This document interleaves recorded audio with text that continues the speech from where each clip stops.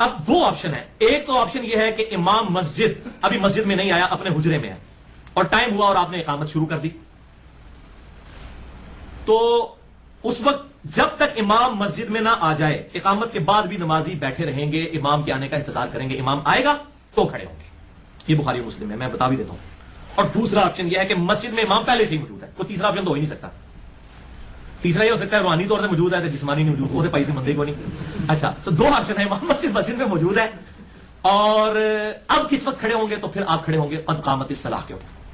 صفے کب سیدھی ہوں گی؟ وہ بخاری اور مسلم میں آتا ہے کہ اقامت مکمل ہونے کے بعد آپ صفے سیدھی کر, جنہوں پیڑ ہو جاتی نہیں, لوگ صاف نہیں سیدھی کریں گے. صاف سیدھی کروانا تو ہے ہی اقامت کے بعد ہے, تو آپ پہلے سیدھی کر کے کیا لے رہے ہیں؟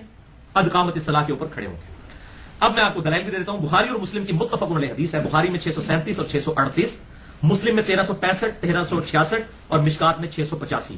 آپ صلی اللہ علیہ وسلم نے فرمایا, جب نماز کے لیے اقامت کہہ دی جائے تو تم اس وقت تک کھڑے نہ ہوا کرو جب تک کہ مجھے حجرے سے باہر آیا ہوا نہ دیکھ لو.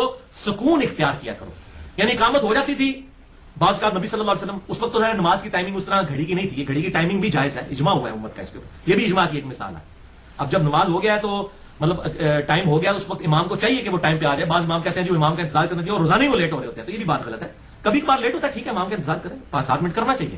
لیکن جس امام نے روٹین بنائی ہے کہ جان بوجھ کے لیٹ نکل رہا ہے کہ لوگ میرا انتظار کریں, تو وہ بھی غلط ہے. یہ دونوں ایکسٹریمز ہیں. تو آپ صلی اللہ علیہ وسلم فرمایا اقامت مکمل ہو تب بھی آپ نہ کھڑے ہوا کرو جب تک میں آ نہ جاؤں. اچھا, یہی حدیث سے جامعہ ترمذی میں بھی موجود ہے, انٹرنیشنل نمبر کے مطابق 592 نمبر. اس میں امام ترمذی رحمہ اللہ اس حدیث کو لکھتے ہیں کہ یہ حدیث صحیح ہے, اور پھر کامنٹس کرتے ہیں. میں ورڈ بائی ورڈ پڑھنے لگا. امام ترمذی جامعہ ترمذی 592 نمبر کے کانٹیکسٹ میں, بخاری اور مسلم کی حدیث کے کانٹیکسٹ میں, وہ کہتے ہیں صحابہ میں اہل علم کی ایک جماعت لوگوں کے کھڑے ہو کر امام کا انتظار کرنے کو مکروہ سمجھتے تھے. بعض اہل علم کا موقف ہے کہ جب امام مسجد میں ہو اور نماز کی اقامت ہو جائے تو لوگ اس وقت کھڑے ہوں جبکہ اقامت کہنے والا قد قامت الصلاۃ پر پہنچے. اور یہی عبداللہ ابن مبارک المتوفا 181 ہجری, جو کہ امام ابو حنیفہ کے شاگرد ہیں, اور یہ دو امام ایسے ہیں جن پر کسی نے ایک جگہ کا کلمہ بھی نہیں بولا, امام مسلم اور امام عبداللہ ابن مبارک. یہ اتنے اولو العزم ائمہ حدیث میں سے ہیں. اور یہ امام بخاری رحمہ اللہ کے بھی یہ دادا استاد ہیں. امام بخاری کے دادا استاد ہیں عبداللہ ابن مبارک. تو ان کا قول امام ترمذی کہتے ہیں, اور وہ پوری سند بھی امام ترمذی نے پھر جامعہ ترمذی کے اینڈ پہ نقل بھی کی اس کی, کہ ان کا بھی قول ہے کہ قد قامت الصلاۃ کے اوپر کھڑا ہوا جائے.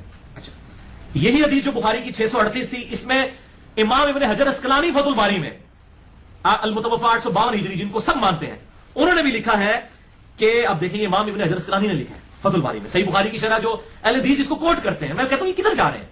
وہ لکھتے ہیں کہ اکثر اہل علم کا یہی موقف ہے کہ اقامت جب مکمل ہوگی تب ہی کھڑا ہوا جائے, اینڈ کے اوپر.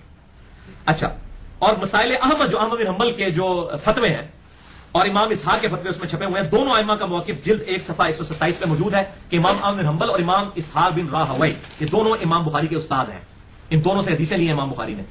وہ دونوں جو ہے وہ بھی کہتے ہیں کہ قد قامت الصلاۃ کے اوپر کھڑا ہوا جائے.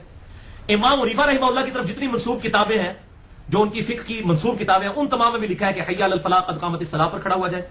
اچھا, امام مالک نے الموطا امام مالک میں لکھا ہے, وہ کہتے ہیں میرے خیال میں اس معاملے میں کوئی سختی نہیں ہے, جو جلدی کھڑا ہو سکتا ہے وہ جلدی کھڑا ہو جائے, جو لیٹ کھڑا ہو سکتا ہے وہ لیٹ کھڑا ہو, یعنی وہ بھی یہ بات نہیں مانتے کہ تکبیر کے ساتھ کھڑے ہوں. باقی سارے ائمہ ایک طرف ہیں, یہ بھی ذرا سی گنجائش نکالتے ہیں کہ جس کی مرضی وہ قد قامت الصلاۃ پہ کھڑا ہو, کوئی پہلے کھڑا ہو, اس میں کوئی سختی نہیں ہے. لیکن باقی سب کے سب کیا کہہ رہے ہیں؟ قد قامت الصلاۃ. تو یہ الحمدللہ قد قامت الصلاۃ والا ایشو جو ہے یہ بالکل اسٹیبلش ہے.